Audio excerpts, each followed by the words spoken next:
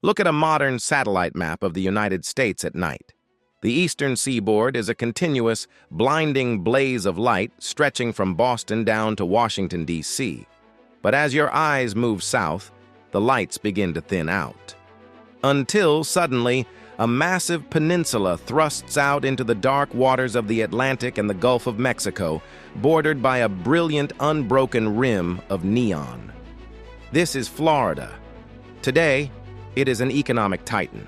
It boasts a GDP larger than many sovereign nations. It is home to 22 million people, endless stretches of billion-dollar real estate, and the most visited tourist destinations on the planet. But geography is destiny. And historically speaking, the geography of Florida meant it should never have been a part of the United States. Welcome to the Why on Earth. Today, we are looking at the bizarre, violent, and fraudulent history of America's most famous peninsula. Florida wasn't settled by brave pioneers in covered wagons looking for fertile soil. For centuries, it was considered an impenetrable, disease-ridden wasteland, a place of jagged limestone bedrock, inescapable humidity, and aggressive native wildlife. Getting from this hostile geographic anomaly to the neon-soaked metropolis we know today required a rogue military invasion, a forced diplomatic surrender, a bored oil tycoon, and the single greatest real estate hustle in human history. This is the story of the swamp that tricked America. To understand how Florida became American, we have to rewind to the dawn of the 19th century. The year is 1815. The United States is a young, aggressive nation rapidly expanding its borders. But directly to its south lies a massive problem. Florida technically belonged to the Spanish Empire. But belonged is doing a lot of heavy lifting. Spain had claimed Florida way back in 1513, but over 3 centuries, they had utterly failed to conquer its geography. The soil was mostly sand, making traditional European agriculture impossible. The interior was a labyrinth of freshwater swamps, sinkholes, and dense pine flatwoods. Because of this, Spain's actual footprint was incredibly small. They had a fortress at St. Augustine, a small garrison at Pensacola, and virtually nothing in between. The Spanish held the coastline, but the interior belonged to the wild. Historians call this a hollow empire. Spain had drawn a line on a map, but they had zero ability to enforce the law within those borders. And for the United States, a lawless, unpoliced wilderness sitting right on its southern border was an existential threat. Because Spain couldn't patrol the swamps, Florida became a sanctuary for anyone fleeing the iron grip of the American South. First, there were the Seminoles. These were largely Creek Native Americans who had been pushed out of Georgia and Alabama by expanding American settlements. They migrated south into the Florida interior, adapting brilliantly to the harsh geography, learning to navigate the waterways and survive where Europeans simply couldn't.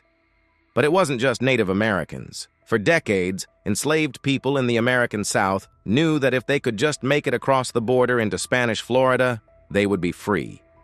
Spain, eager to undermine the U.S. economy, actually offered asylum to any runaway slave willing to convert to Catholicism and serve in the Spanish militia.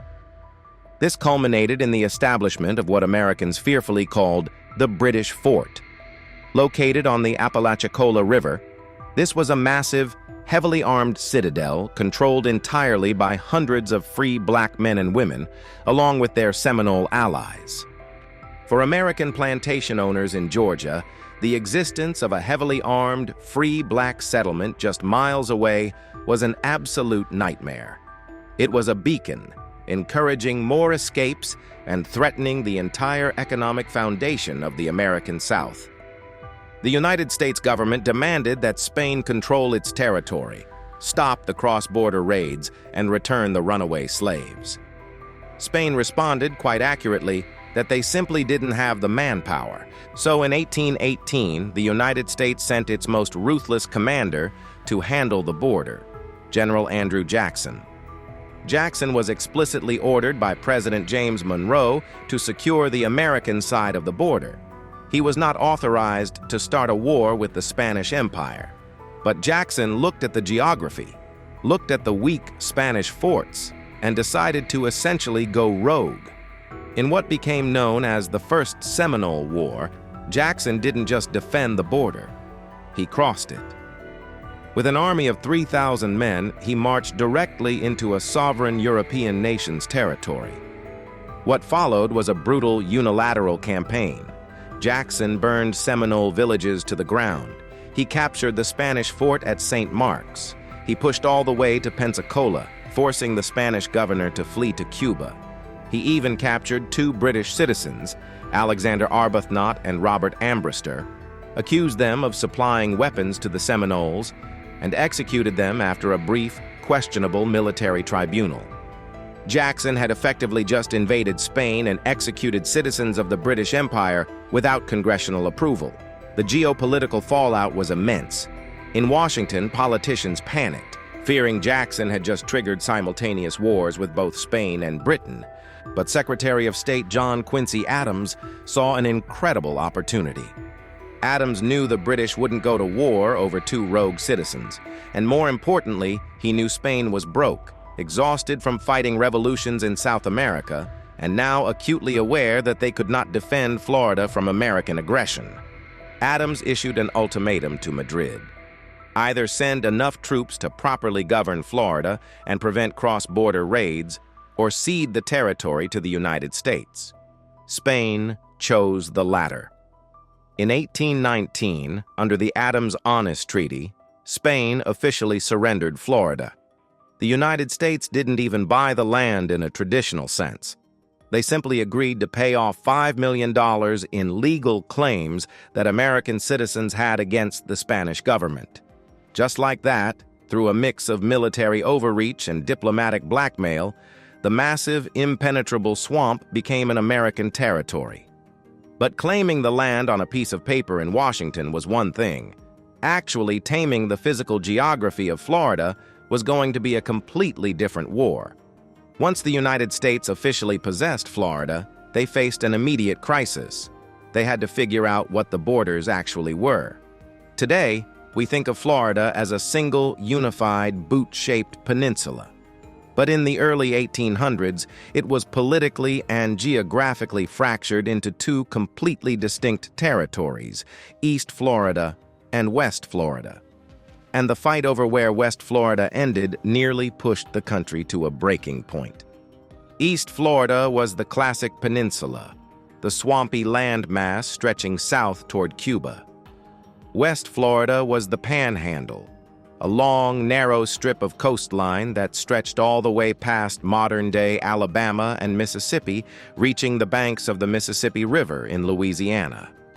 When the United States bought the Louisiana Territory from France in 1803, American politicians looked at the vague wording of the treaty and claimed a massive loophole. They argued that the purchase actually included West Florida. Spain, which still controlled the territory at the time, was outraged. They insisted the Panhandle was theirs. The United States didn't wait for a diplomatic solution. Sensing Spain's weakness, American settlers in West Florida staged a revolt in 1810, declared themselves an independent republic, and were promptly annexed by the U.S. military. Over the next few years, the U.S. slowly chipped away at the Panhandle by force. When the Adams-Onis Treaty finally settled the map in 1819, the western border was permanently drawn at the Perdido River. This left the city of Pensacola inside Florida, but completely cut off Mississippi and Alabama from a massive portion of the Gulf Coast. If you've ever wondered why Alabama and Mississippi have such tiny coastlines today, it's because Florida aggressively hogged the northern rim of the Gulf.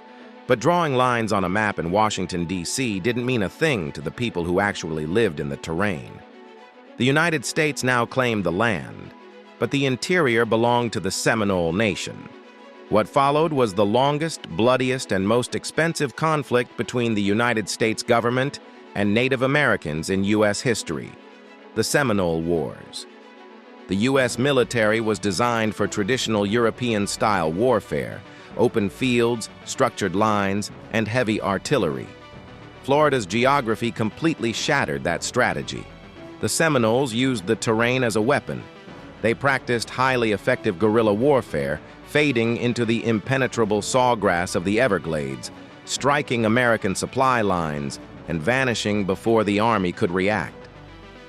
American soldiers wearing heavy wool uniforms died by the thousands, not just from combat, but from yellow fever, malaria, and heat exhaustion. The U.S. spent over $40 million, an astronomical sum at the time, trying to force the Seminoles out. While many were eventually forced west, a resilient corps retreated so deep into the Everglades that the U.S. military simply gave up. To this day, the Seminoles of Florida call themselves the unconquered people because they never signed a formal peace treaty surrendering their land. By the late 1800s, the northern half of Florida was flourishing with cotton plantations and citrus groves, but South Florida, everything south of Orlando, remained a complete dead zone to the rest of the world. It was still viewed as an uninhabitable waste. That was until Henry Flagler arrived. Flagler was an independently wealthy industrial titan, having co-founded Standard Oil alongside John D. Rockefeller. In the 1880s, seeking a warm winter climate for his ailing wife, Flagler visited St. Augustine. He loved the weather, but he hated the lack of infrastructure. Flagler realized that Florida's tropical climate was a highly valuable, untapped commodity.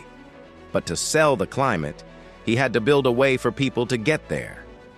He poured his vast oil fortune into a wildly ambitious project, the Florida East Coast Railway.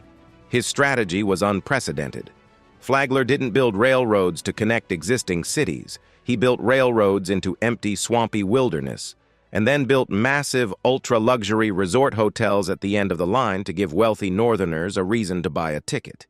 He single-handedly invented the Florida tourism industry, establishing towns like Daytona Beach and Palm Beach out of pure pine forests. But Flagler's tracks stopped at Palm Beach. He had absolutely no intention of going any further south into the swampy, mosquito-ridden marsh that would eventually become Miami. Then, nature intervened.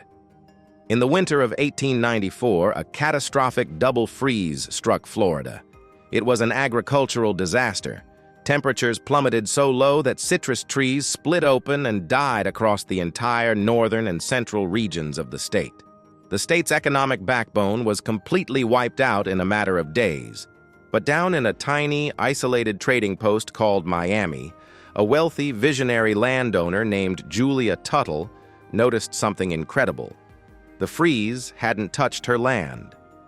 The unique tropical microclimate of the southern tip of the peninsula had protected her crops. Tuttle had been trying to convince Flagler to bring his railroad to Miami for years, but he had always ignored her. Sensing her moment, she picked a fresh, unblemished orange blossom from her property, wrapped it in damp cotton, and mailed it to Flagler in Palm Beach. The message was clear and undeniable. While the rest of Florida was a frozen wasteland, Miami was entirely untouched. Flagler was convinced. He agreed to extend his railway another 66 miles south. In 1896, the first train steamed into Miami. At the time, the permanent population was just a few hundred people. But with the arrival of the railroad, the gates to the swamp were officially kicked wide open. The railroad unlocked the door, but it was the Roaring Twenties that blew the hinges completely off. Following World War I, the American middle class found itself with unprecedented disposable income, paid vacations, and a revolutionary new piece of technology: the affordable automobile. Suddenly, you didn't have to be an oil baron to escape the brutal northern winters. You could just drive. Florida promoters realized they were sitting on a gold mine, but they needed to change the narrative. They stopped selling Florida as an agricultural hub and started selling it as paradise, the ultimate tropical fantasy. What followed was a mass hysteria known as the Great Florida Land Boom of the 1920s. The sheer scale of the speculation was unlike anything the country had ever seen. In Miami, real estate offices stayed open 24 hours a day.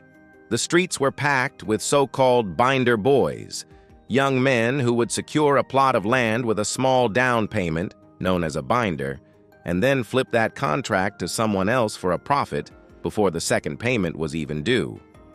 People were buying and selling land they had never seen, sometimes flipping the same plot of land 3 or 4 times in a single afternoon.